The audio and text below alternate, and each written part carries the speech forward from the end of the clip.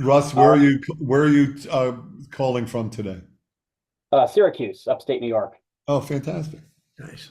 So thanks so much for taking the time out, guys. I really appreciate it. Uh, Tony, my children have watched Cars 3 trillion times, and Oh, so great. Yeah. I've had to explain to them who Antonio is. The first thing I wanted to ask is what were you guys at all concerned putting Adrian into such a very bleak place? He's such a beloved character. I feel like some people were obviously going to go, "Whoa, I was." Well, just dramatically, you couldn't, dramatically, it would be very challenging to have Monk start off in a positive, happy place because I don't know where you would go from that.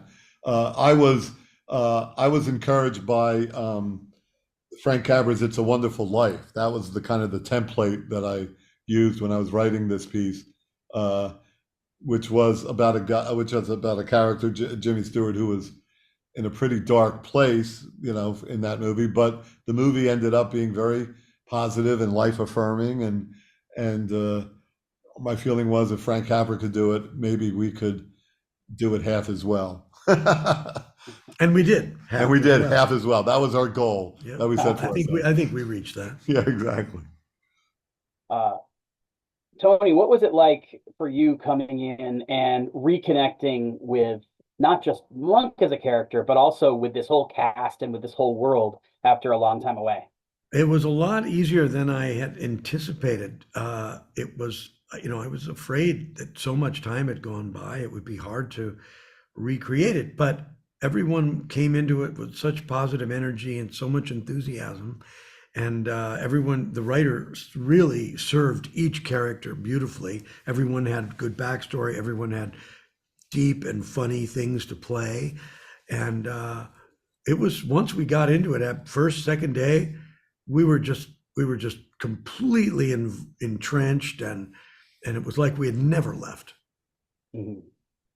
Uh, was there anything that you guys did in terms of looking back on the old show and you were like, oh, these are the things we need to make sure we kind of carry over, or is that all just second nature because you were on it for so long? Well, I was very aware that our fans were expecting to see certain beats and certain moments, and they would miss it if we didn't do certain things. And I sort of mentally had a checklist in my head as I was putting the script together. I don't know if I checked every box, um, and there were certainly some cast members that I wish we had time to bring back, but. But I think just from the response that we're getting, I think our fans were pretty happy and satisfied. It was a nice touch having the almost all is forgiven suicide note. Uh, just a cameo without a cameo. Um, By the way, there was a very interesting ad lib improvisation in that scene. Tony was writing that note, and it was not scripted, but Tony added the quotation marks around the word friend, and I was off camera really cracking up and very happy. The writer in those situations is very happy because I will get credit for the brilliant joke. is it strange to think about like the current media landscape? Everything is so centered on kind of franchises and continuing things. It's like you and Kelsey spent 15 years trading Emmys back and forth, and now Frasier and Monk are back at the same time, and it's just like, no, we haven't missed a beat. Well, the difference is, I guess, is that's back as a series, and ours was back as a one-off.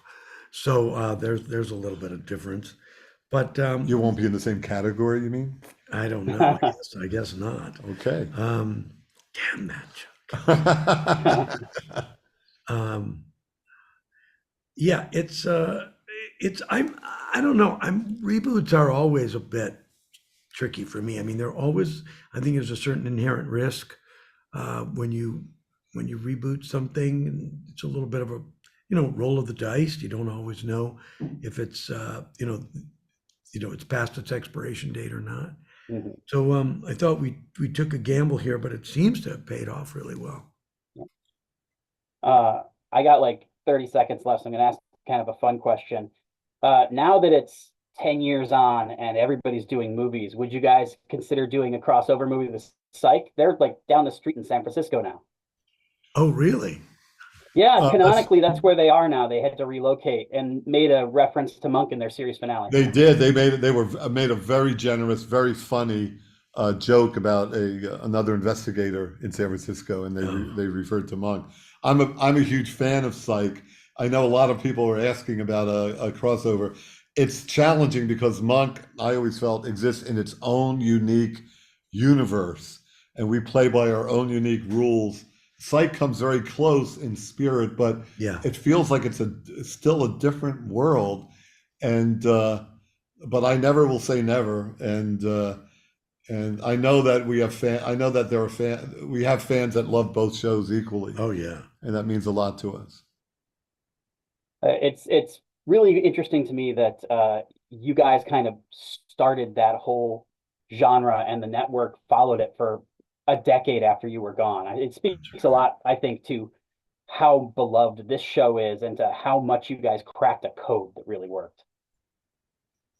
We got very lucky. I tell young writers that are starting in the business to be as lucky as they can be. That's my advice. Try to outluck your competition. And we got very lucky 20 years ago. Well, thank you so much, gentlemen. We do have an out, but thanks so much. I really appreciate it. I enjoyed the Thank heck you. out of seeing you guys back in action, and hopefully we'll be doing this again in a couple of years, like I am with the Psych guys.